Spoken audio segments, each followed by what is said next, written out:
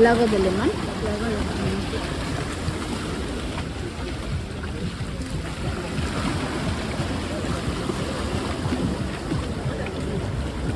Como para venir y leer un libro.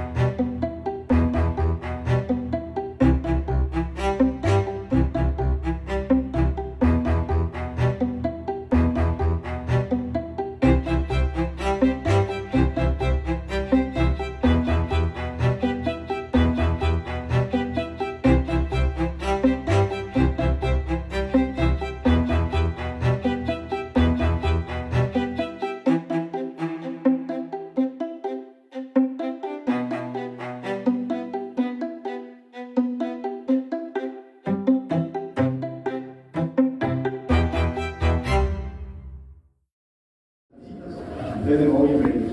Estamos contando una historia, entonces vamos a tratar de contar la historia continua. Y la historia para mí empieza porque colisionamos cosas. Colisionamos cosas porque yo siento que es una cosa que hacemos desde niños, que nacemos entrenados para desbaratar cosas. Entonces, no estudiar papel y ensamblarlas. En eso vivamos. Esa fue la parte que dependieron de la otra parte de la visita. Entonces, si eso es lo que hacen los niños, entonces, ¿qué es lo que hacemos los científicos en el CERN? Un montón de niños que queremos colisionar cosas, ¿cierto? Pero eso que queremos colisionar es el límite de la materia que conocemos. A nosotros nos enseñaron en los cursos de física y química de la secundaria o del colegio, inclusive algunos de la primaria, que la materia es algo extraño que se compone de 3 fichas de Lego: electrones, protones y neutrones. Entonces, si usted toma los suficientes de estos, entonces arma un átomo, ¿cierto? Por ejemplo, el átomo más simple, ¿cuál es? El hidrógeno, ¿cierto? Un protón y un electrón, ¿cierto? Helio, 2 protones, un neutrón y 2 electrones, y así nos vamos armando toda la tabla periódica. Y resulta que hay unas cosas extrañas que ocurren ahí, porque de la manera en que yo ensamble esos átomos, pues resultan con propiedades totalmente diferentes, de tal forma que unos conducen la electricidad, los átomos de los metales, pero hay otros que son gaseosos a temperatura ambiente, y hay una serie, una variedad, como un zoológico de elementos que es la tabla periódica, ¿cierto? Hasta ahí no se han inventado nada en el CERN. La pregunta es, ¿qué hacemos en el CERN respecto a eso? Es que nosotros nos cuestionamos, ¿será ese Lego como el Lego fundamental? ¿O hay otra idea detrás de eso, cierto? Y entonces se nos ocurrió chocar, por ejemplo, los electrones contra los electrones. ¿A quién de ustedes les tocó los televisores que eran grandotes? ¿Sí? Esos televisores se llaman tubos de rayos catódicos. Funcionan gracias a que logramos hacer la ingeniería a unas partículas que eran los electrones, ese primer Lego, y los orientamos con campos magnéticos, le damos la dirección y escogemos en qué píxel de la pantalla golpea. Y la pantalla está recubierta en fósforo, un material fluorescente que mantiene la luz por unos microsegundos. Entonces, jugando con ese efecto de mover el haz de electrones por toda la pantalla, aprendimos a construir imagen. Maravilloso, ¿no? Entonces, miren el poder de controlar una partícula, todo lo que nos genera, ¿cierto? Ahora, entonces nos van a dar así con el que si colisionamos 2 electrones, se descomponen en cosas fundamentales. Hasta el momento no. Hasta el momento los electrones son partículas fundamentales. Pero hicimos lo mismo con los protones. Chocamos los protones. Cuando chocamos los protones, ocurrió algo maravilloso, y es que descubrimos que están compuestos de quarks. Y me podría ir contando la historia como un poco a nivel cronológico, pero saltemos de esta parte cronológica y lo mismo vamos a. ¿Qué pasa cuando uno colisiona cosas? Entonces, hay un factor importante. Necesitamos ser capaces de colisionarlas, es decir, que se encuentren en el espacio, pero también necesitamos que choquen a muy alta energía. ¿Por qué necesitamos la energía? Porque se rompen todas más pequeñas. Eso es una visión muy acertada, pero es la visión clásica que tenemos. Es decir, nosotros creemos que, por ejemplo, chocamos 2 autos muy duros, les voy a poner un ejemplo concreto, como un Ferrari y un Lamborghini, unos autos cualquiera. De Suiza. No de Latinoamérica. No de los colombianos, los mexicanos, pero entonces chocamos 2 autos. ¿Y qué esperamos que salga volando, digamos? Vidrios y artes. Tú no podrías decir, pongamos una condición. Si vuela una llanta, o sea, una llanta se proyecta a 3 kilómetros es porque se dio muy duro. Es más o menos lógico, ¿cierto? Es decir, como que la energía de lo que resulta, uno puede sacar conclusiones de lo que ocurrió. Pero ¿qué pasaría si ustedes chocan un Ferrari y un Porsche y sale una vaca voladora? Ese es el ejemplo que tenemos siempre, ¿cierto? ¿Pero por qué? Porque nos tenemos que cuestionar esa visión clásica. Siempre pensamos que las cosas las podemos desarmar en cosas fundamentales que componían antes de esa cosa. Entonces, el vidrio y el metal es parte del auto, esperamos que salgan pedazos de vidrio y metal, pero no esperamos que salga una vaca, ¿cierto? Entonces, de hecho, que salga una vaca, en la analogía, que es una analogía correcta, no van a salir vacas del LHC, pero sí vamos a cuestionar la naturaleza clásica de las cosas. Y tenemos que cuestionarlo y llegar al punto en que la naturaleza cuántica de estas cosas, y sobre todo relativista, ahí metemos un poquito a Einstein, y nos damos cuenta que cuando aceleramos una cosa, le damos energía, es equivalente a darle masa. Es decir, E igual a mc cuadrado, ¿cierto? Ya encontramos cómo usar eso, entonces decimos, a través de una cosa de relatividad que no entendemos todavía muy bien, podemos darle masa a las cosas. Cuando yo colisiono algo a una de estas energías, estoy colisionando cosas muy masivas, ¿cierto? Pero eso qué significa? Que las cosas que yo puedo producir, producto de esa colisión, son partículas desconocidas que a lo mejor no conocemos, ¿cierto? Entonces, cuando tengo un grupo de niños, por ejemplo, les explicamos que cuando se golpean esas cosas, el Lego se desbarata por un instante, queda como flotando en el espacio por unos milisegundos y luego se reensambla. Y por ejemplo, se puede ensamblar, se saben, por ejemplo, que un protón está formado de dos tipos de quarks, quark up y quark down. Entonces, un protón es dos quark up, quark arriba en español, y un quark abajo, ¿cierto? Pero un neutrón es dos abajo y uno arriba, ¿listo? Entonces, ¿qué pasaría si yo colisiono dos protones? Pues nada, quedan como 6 quarks en el aire, la misma clase, ¿cierto? Y se pueden reensamblar, lamentablemente, otros dos protones, ¿cierto? Se pueden reorganizar.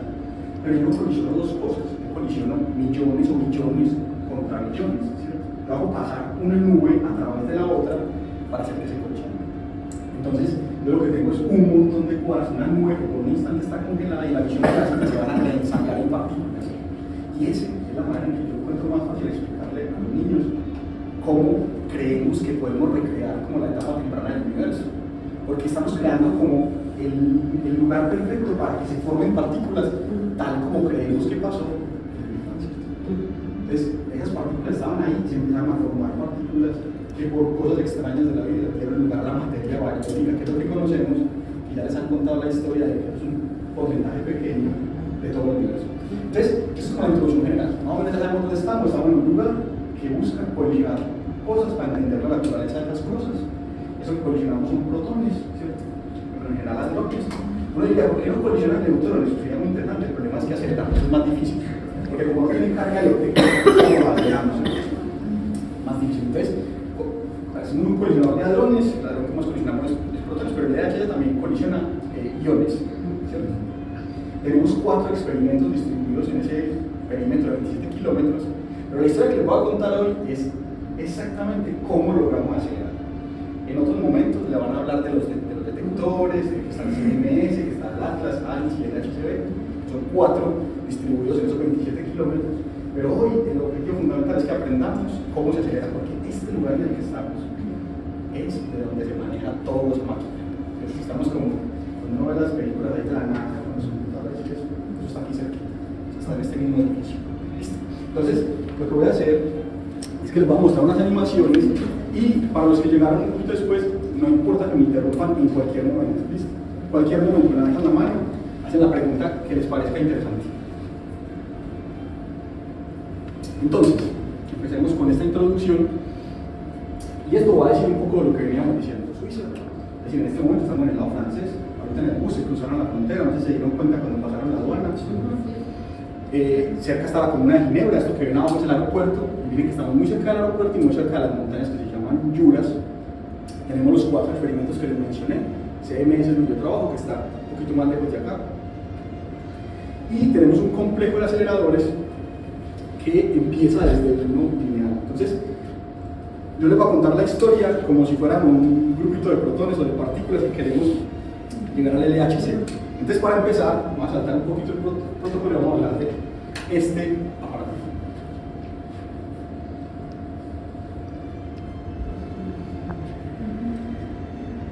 Entonces, todo empieza con una botella de hidrógeno. ¿Alguien sabe por qué arrancamos con hidrógeno? Imagínense que nosotros queremos un protón o un grupo de protones y nos ponemos a abaratar oxígeno, ese montón, necesitamos hacer un montón de cosas, invertir energía. Mientras que con el hidrógeno, solo quitarle ese electrón que tiene y ya tenemos protones. ¿Ves? Eso. Con una botellita de este tamaño funcionamos años y años. ¿Por qué? Porque se acuerdan de química que una mol de gas ocupa a presión atmosférica. Es un número de Avogadro de 22.4 litros, ¿cierto? Un gas monoatómico, es decir, un montón. Aquí tenemos que sobrar protones para todo el experimento. Esos protones son inyectados en un primer acelerador, que se conoce como un acelerador lineal, en una serie de cavidades de radiofrecuencia que permiten acelerar, ¿cierto? Aquí hay una pequeña claridad que hacer, y es que hasta casi todo, nos lo explican con el LINAC-2, porque hasta hace un tiempo funcionaba el LINAC-2, ahora aumentamos a la generación 4, ahora estamos usando el LINAC-4, y lo que hacemos es que primero ionizábamos esos átomos de hidrógeno, es decir, les quitábamos el electrón y quedaban protones y ya lo acelerábamos, ¿cierto? Pero en el LINAC-4 cambiaron el mecanismo a decir, más bien, ionicemos negativamente el hidrógeno, es decir, va a quedar H menos, si le ponemos otro electrón, queda más negativo y podemos acelerarlo con más eficiencia, ¿cierto? Y luego le quitamos esos dos electrones al final. Entonces los aprovechamos para acelerar más en el LINAC, y ese dispositivo se conoce como el plasmatron, que es un filamento caliente que nos permite generar un plasma y luego hacemos pasar el gas acelerado. ¿Pero por qué sería más eficiente la otra? Porque al tener, o sea, es más eficiente en términos de transporte, porque al tener H, si tienes H más, significa que le quitaste el electrón, ¿cierto? Entonces la carga, una unidad de carga, ¿cierto? Pero si tienes H menos, tienes 2 veces la carga, pero negativa. Entonces al tener más carga, porque tener más carga nos permite acelerarla en las cavidades de radiofrecuencia con más eficiencia. Y al final se los quitamos, porque quitamos los protones solos, ¿cierto? Pero se los quitamos al final. Entonces, eso ocurre acá. Es una animación del plasmatron. Y luego nos vamos al LINAC, que es donde ya tenemos ese gas, digamos esa nube de protones, y ahí tenemos unas cavidades de radiofrecuencia que, jugando con la polaridad, entonces activamos, desactivamos, así que cuando la partícula pase por ahí sienta una diferencia de potencial, ahí lo están ilustrando, positivo o negativo. Entonces cuando la partícula pasa se atrae por el siguiente electrodo, cuando pasa por el electrodo lo repele. ¿Sí se lo imaginaron? Sí. Entonces, ¿por qué se llama cavidad de radiofrecuencia? Porque justamente calculando la velocidad a la que pasan por ahí, necesitamos cambiar la polaridad de los electrodos a una frecuencia que coincide con la frecuencia del espectro de radio. Luego, esas partículas ya están aceleradas, ¿cierto? Tienen del orden de 160 megaelectronvoltios al salir del LINAC. Entonces, ¿qué necesitamos hacer? Necesitamos pasarla a la siguiente etapa, que se llama el Proton Synchrotron Booster. Básicamente es una etapa que son 4 anillos, uno arriba del otro, y esos anillos lo que hacen es que nos permiten preparar, o sea, empezar la primera fase de aceleración, y se dividen en 4 porque la longitud total de la suma de los 4 anillos es exactamente la longitud de la etapa siguiente, que es el Proton Synchrotron. Entonces, ahí, antes de pasar al Proton Synchrotron, después enseguida otra cosa, entonces ahí se aceleraron, se dividieron en 4 grupos. Esos grupos están corriendo en paralelo, eso se hace para también aumentar la eficiencia del BIM, y luego esos grupos se inyectan en el PS, ya ahí van a más o menos 25 megaelectronvoltios, y miren lo que ocurre. Bueno, esto es una animación como si estuviéramos circulando por el anillo. En el PS tenemos magnetos que son sin refrigerar, es decir, magnetos convencionales, mientras que en el LHC tenemos sistemas criogénicos. Y que tenemos que enfriar, tenemos imanes superconductores. Luego de que tenemos esto en el PS, pasamos a la siguiente etapa, que se llama el Super Proton Synchrotron. Esta etapita, la primerita, tiene alrededor de 680 metros de circunferencia, mientras que la siguiente tiene 7 kilómetros. Y analicémoslo con calma, porque este SPS es consecuencia o reforma. El primero, el PS, se inauguró en 1959, cuando justamente se decomisionó el primer acelerador del CERN, que se llamaba el Synchrotron. También lo tenemos acá y es una visita que pueden hacer. Pero después, en el 59, se inauguró y en el 70 se montó el SPS.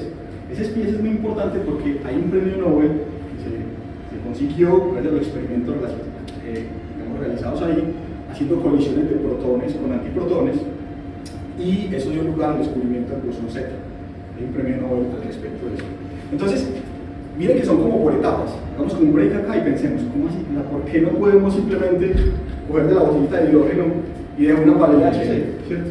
Porque tenemos que acelerarlos por etapas para acondicionar esos protones a las energías y en los grupos digamos, de carga suficientes para poderlos acelerar y inyectar. Entonces, para que nos acordemos, son 3 etapas fundamentales. La primera es, sale la botellita, se ioniza y pasa por el LINAC, acelerado lineal, ¿listo? 160 megaelectronvoltios. Luego de ahí pasa al booster. Entonces, del booster pasa al PS. El booster es el que tiene las 4 botelltas una arriba de la otra, al proton síncrotron. Del proton síncrotron sale 25 gigaelectronvoltios y se va al SPS, ¿cierto? Del SPS llega a 450.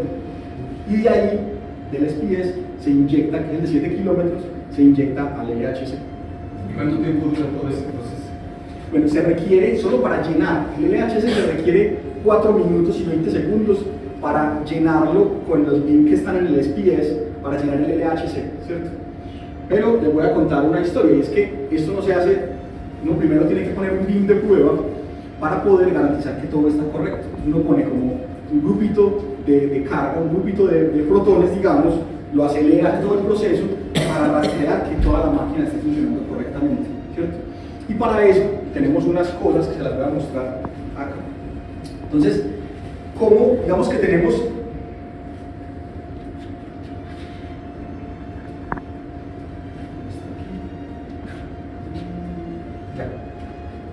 esto que está acá es básicamente si que los muestro en detalle cuando puedan parar y puedan mirarlo acá. Es básicamente un sistema que tenemos para analizar la calidad del vino, ¿cierto?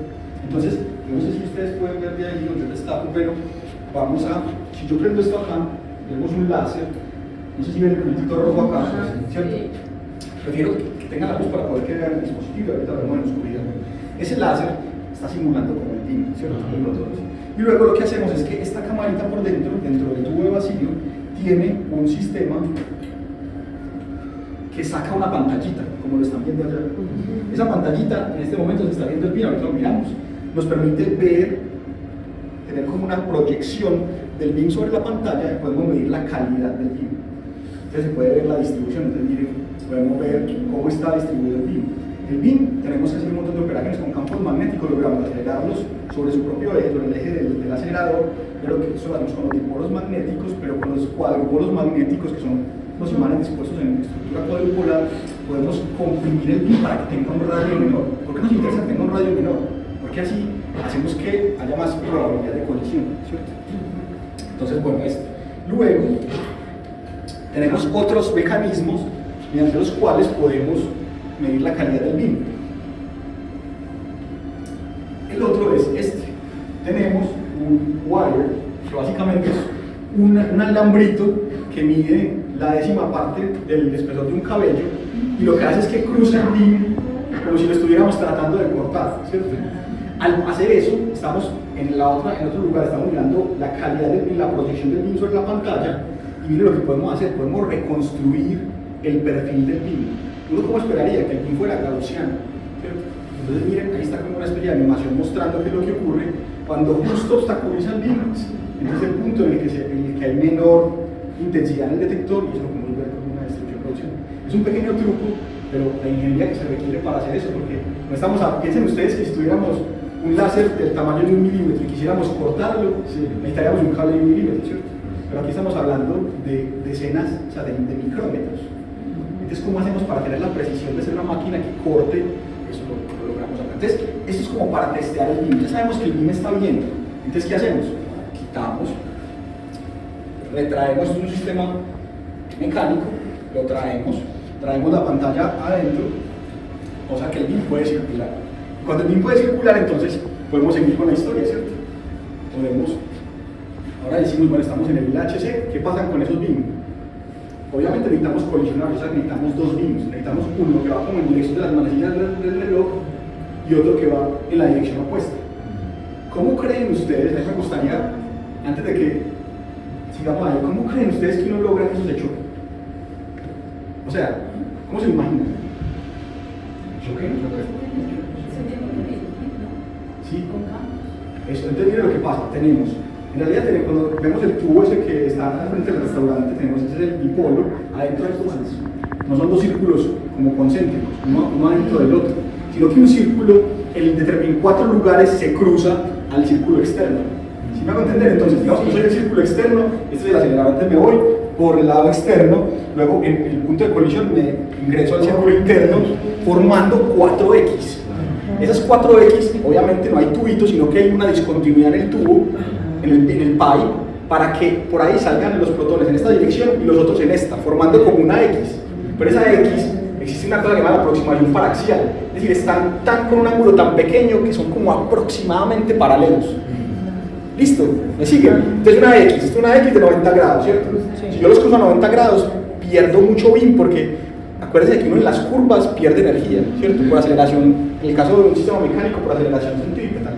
Entonces, mientras menos curvas tenga, mejor, ¿cierto? Entonces, ¿qué hago yo? Esa X que está a 90 grados, no la pongo a 90 grados, sino que la pongo en un ángulo muy pequeño para que sea casi paralelo, ¿cierto? Y en esos 4 puntos construyo 4 máquinas maravillosas que son los 4 detectores que tenemos, son los 4 grandes detectores. ¿Listo? Entonces, ahora sí que ya nos imaginamos eso, entonces, ¿cómo decirlo en la animación? La animación siempre lo deja uno como mecanismo, como así están circulando por el mismo pipe, por el mismo tubo, como así para no chocarse en otros lugares. Entonces, esa es la topología del sistema. Entonces, digamos cómo hacemos para acelerar, ¿cierto? Porque eso no lo hasta el momento. Yo les hago una pregunta. Si ustedes les ponen la tarea así, tipo problema de ejercicio de libro, ustedes tienen que construir un acelerador, un anillo, un tubito. ¿Qué tienen que hacer ustedes para acelerar esa partícula y que ahorita me preguntabas por el tiempo, yo te decía 4 minutos, ¿por qué necesitamos 4 minutos? Porque él entra una energía y cada que da una vuelta por el acelerador es como si fuera un columpio, ¿cierto? Un balancín, le doy como un empujoncito y otro empujoncito y otro, pero tengo que dar en fase con la frecuencia de oscilación del sistema en el IHC. Entonces yo empiezo y lo empujo hasta que llegue la energía máxima que hemos logrado, son del orden de 7 teraelectronvoltios de cada BIM. O sea que cuando se chocan, tengo una colisión de centro de masa de 14 teraelectronvoltios. Ese es el récord que tenemos, ¿cierto? Por ahí va, pues, cerquita de eso. Entonces, ¿qué tenemos que hacer nosotros para acelerar? Esos 4 minutos que hacemos, ¿qué harían ustedes? ¿Qué dispositivos se inventarían para al lograr esa partícula, al pasar por el tubo, algo lo empuje? ¿Cómo hacemos para que lo empuje? ¿Cómo empujamos un protón? Es la pregunta de fondo. Con un campo, ¿cierto? Entonces, eso es lo que conocemos como esos dipolos. A la misma vez, ese tubo que está ahí grandote, es como así, no sé si te han tenido la oportunidad de ver el que está al frente del restaurante, es como así como así, ¿cierto? Pero adentro hay 2 tubitos pequeñitos, y esos tubitos, con esos 54 kilómetros, 2 circunferencias de 27 aproximadamente, más todo el sistema de acá forma el sistema de vacío más grande del mundo. ¿Por qué? Porque necesitamos sacar el aire para poder que esas partículas no se colisionen con aire o con esas partículas que estén ahí. Entonces, ¿ustedes creen que hay dónde ponemos esos magnetos que aceleran las partículas? En todo el anillo. Nos han dicho que esto es como una circunferencia. Nos han mentido. ¿Sí? ¿Por qué? No es exactamente una circunferencia. Porque es que en las circunferencias perdemos mucha energía. Mire que yo cada que voy dando una curva voy perdiendo un poquito de energía, ¿cierto? Como por la aceleración centrífuga. Centrípeta, pues, pero ¿cierto? Y entonces, para yo no perder eso, ¿qué hago? Me parezco lo más posible a una recta. Por eso es que los físicos nos gustan los aceleradores gigantes, porque mientras más grande es una circunferencia, más parecido a una recta es cada tramo, ¿cierto? Menos curva tiene, menos... Ahora sí entienden por qué estamos obsesionados con construir aceleradores más y más y más grandes. Porque a medida que tenemos menos curvas, miren que cuando uno lo ves ahora es como, ya entendí, ¿cierto?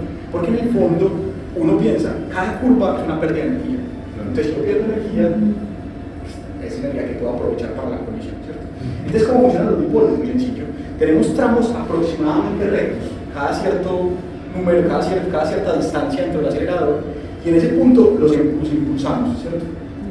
Y tenemos otros lugares que se parecen más como a unas curvitas. Entonces, no es que sea una cosa circular, sino que es más bien como un arreglo de tubos rectos, y en algunos lugares hay curvas, formando al final una cosa que se parece a una circunferencia, pero no es exactamente una circunferencia. ¿Me siguen hasta ahí?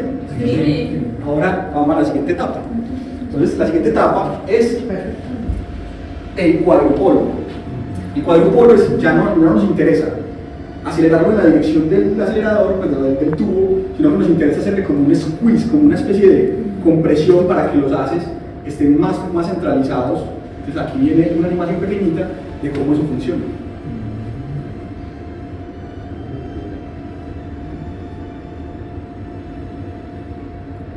Eso que ven ahí son 4 bobinas, por eso se llama cuadrupolo. Entonces tenemos una forma de enfocar, y ese enfoque es como en 2 dimensiones. Primero se enfoca así y ven que se ve el haz como plano, pero luego si eso lo pasamos por un squishing así, entonces tenemos una cosa más pequeñita, un beam más pequeñito. Eso lo llamamos como el perfil del beam. ¿Listo? Y siguen hasta ahí. Entonces, dipolos para acelerar, cuadrupolos para enfocar. ¿Listo? No, ustedes ya están súper. Ya saben todo. ¿Para qué estoy explicando esto? ¿Cierto? Y entonces, vamos a saltar un poquito esto, pero voy a pasar por un lugar muy importante que se llama el colimador. El colimador es eso que está ahí, y lo que hace es, aún así, el beam es muy grande, hay unas partículas que todavía está muy ancho, digamos, entonces lo necesitamos pasar por un sistema que es como una especie de rendija, no sé cómo le llaman rendija también, rendija o rejilla, que es como se ve acá, y miren lo que ocurre. La vamos cerrando progresivamente, obviamente los que se pegan en las paredes se desaparecen. ¿Qué pasa si yo abuso de ese squeezing? Pues que me quedo sin beam, ¿cierto? Porque la mayoría se queda ahí. Entonces lo que tengo que hacer es un balance entre la cantidad de partículas que yo quiero que haya, cuando vemos partículas con la intensidad del beam, y al mismo tiempo la cantidad de material que yo quiero perder en las paredes. ¿Se sigue hasta ahí? ¿De qué material es? Ay, no sé, pero yo pensaría que es una aleación de plomo, porque es un material con una alta densidad electrónica. Yo sé, por ejemplo, que el plomo, los materiales de mueble de titanio, que usan también superconductores, pero en particular, en la actual tecnología no sabría responder. Pero pueden ser variedades de plomo, casi siempre son materiales altamente, de altas densidades electrónicas. Y luego, el momento maravilloso, ¿cierto? El momento maravilloso es cuando aceleramos, compactificamos, colimamos, y ya tenemos dos grupos que llamamos bunches, dos grupitos de protones, que se encuentran en un lugar del espacio, y tenemos un detector que captura con una fotografía tridimensional de eso.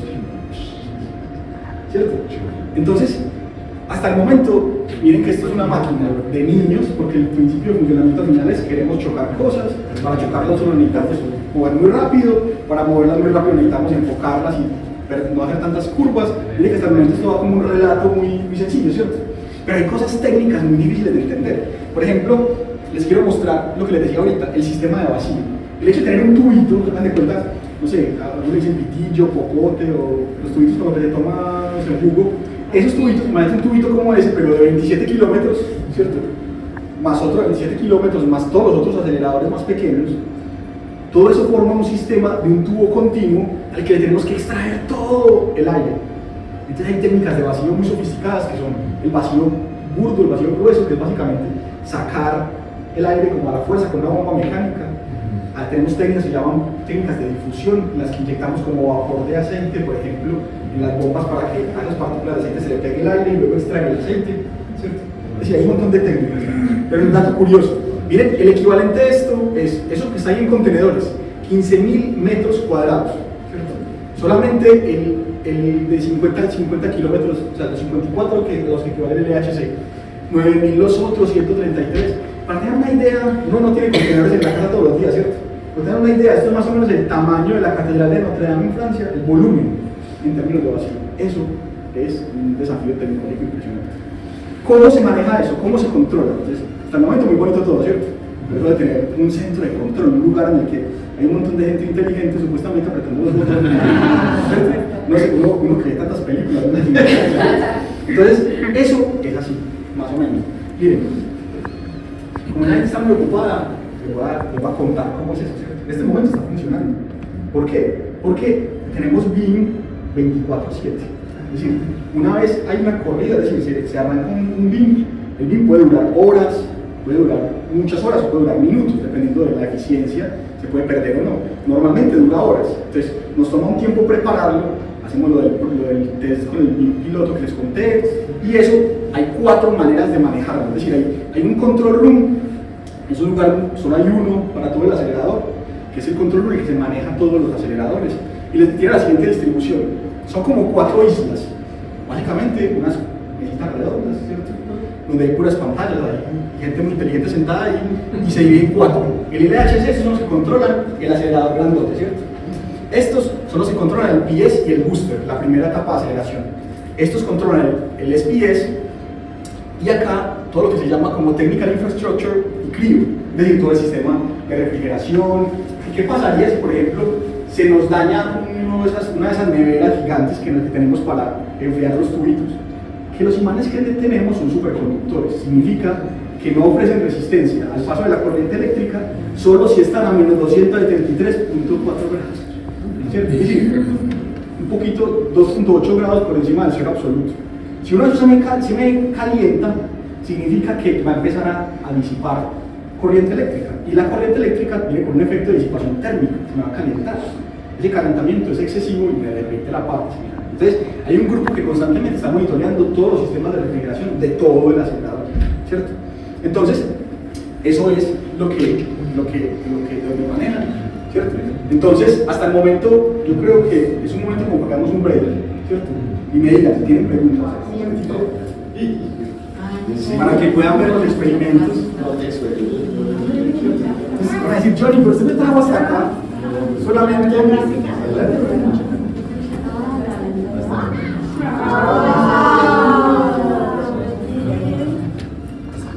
entonces, ahora todo eso que les expliqué, ahí está la gente muy inteligente que les expliqué.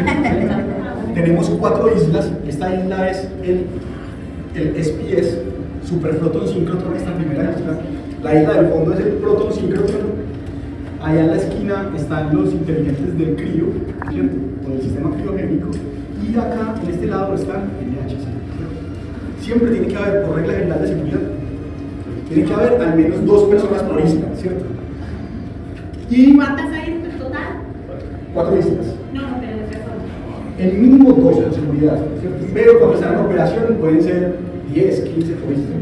El número dependerá de cada grupo y de la actividad que estén realizando. Hay operaciones que son más simples y operaciones que son más complejas. Ustedes han escuchado eso de que los físicos son aburridos y que no sé qué es cierto. Eso es fácil. Miren sobre su mano izquierda que ven debajo del reloj.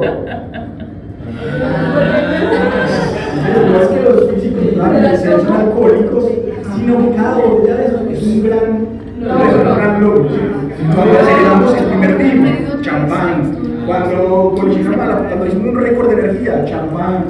Cuando prendimos el creo por primera vez, champán. Entonces todo eso que ven ahí se ven poquitas, ¿cierto? No, ahí están los otros.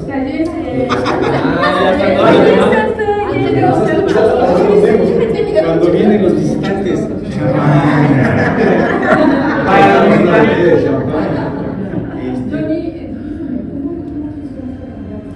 Bueno, esperemos para todos nadie pierda las explicación porque es muy interesante. Si quieren, esperemos ellos que tomen un momento. Pues ayer fuimos a la fábrica de antibatería. ¿Sí? Cuando se va a hacer un experimento, digamos que eventos la comporta y ella viene a sacar la antibateria o no, al contrario.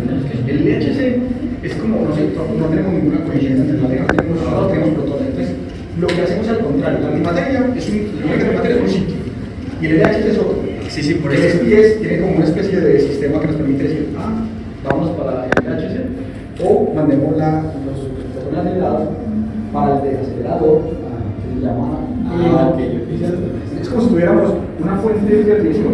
Ustedes van a ver a las 4 de la tarde,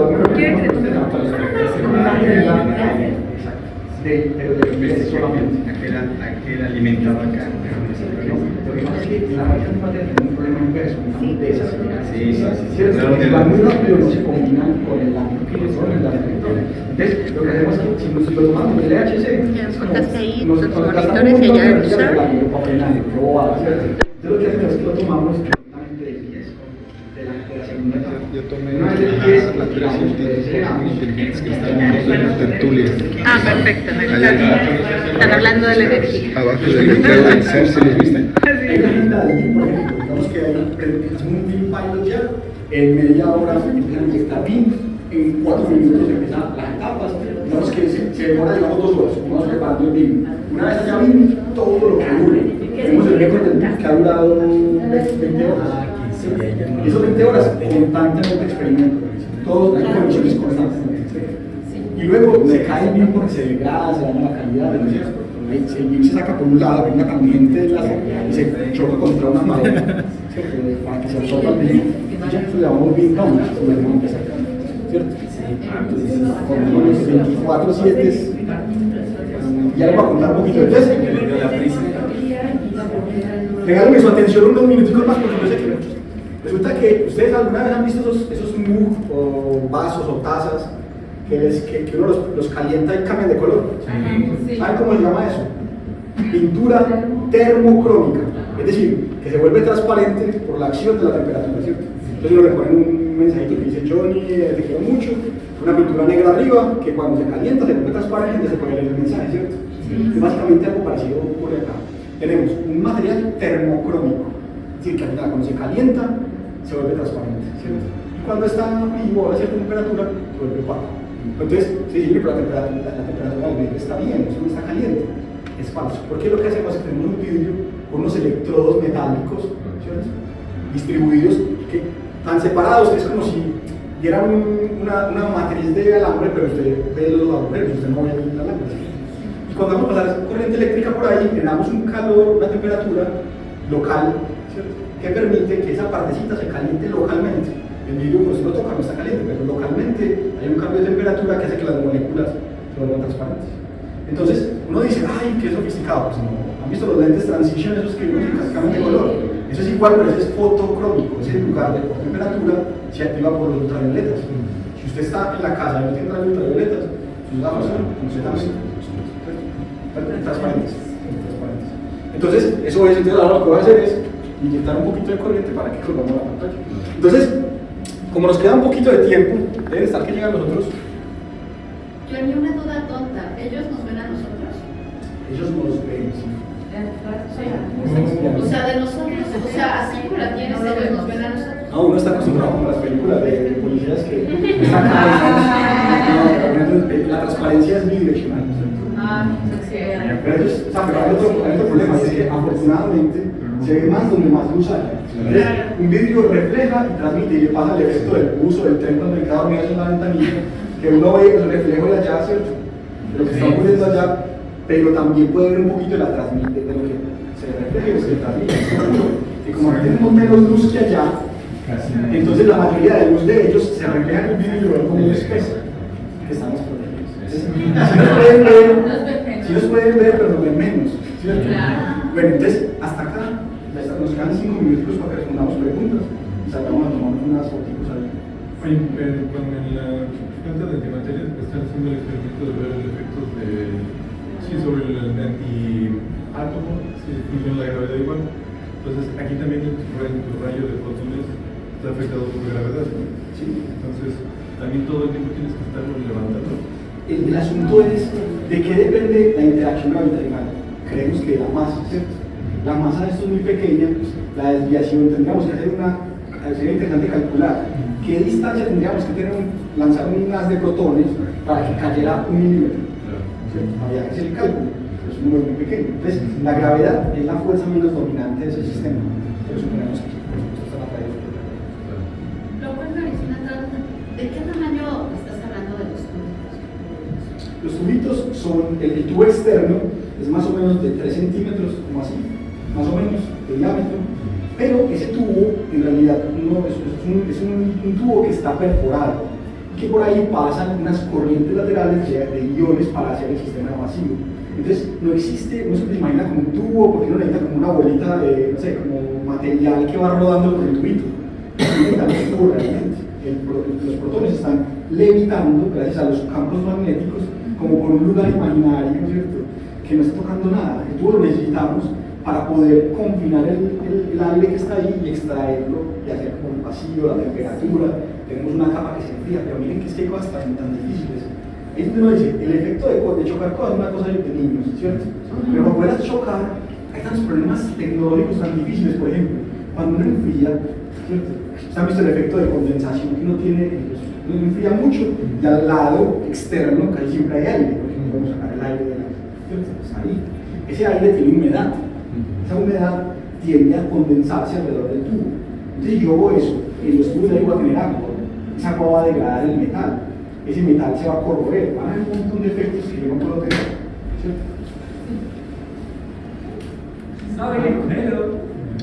2 more minutes, but then we have to go, okay? 2 minutes, perfect. Thank you, gracias. Entonces, como nos quedan 2 minuticos, ya vieron que nos dan la agenda. ¿De qué material son los tubos? Berilio, casi siempre. Porque necesitamos darle unos estrés. Hay una cosa que se llama la expansión térmica, es decir, cuando calentamos algo, se contrae. Si yo lo hago por ejemplo el aluminio tiene una propiedad mecánica, y es que se vuelve, cuando es muy frío, se vuelve como vidrio, como arena, ¿cierto? Se parte. Entonces yo necesito un material que permita calentarlo y enfriarlo, y al mismo tiempo que se deforme lo suficiente para que se colapse. El tubo, solamente el tubo, que la parte que se cruza, cuesta 3 millones de euros. Es un tubo, ¿cierto? Entonces, bueno, ya vieron que me están acosando un poquito. Fue un placer para mí escucharlos.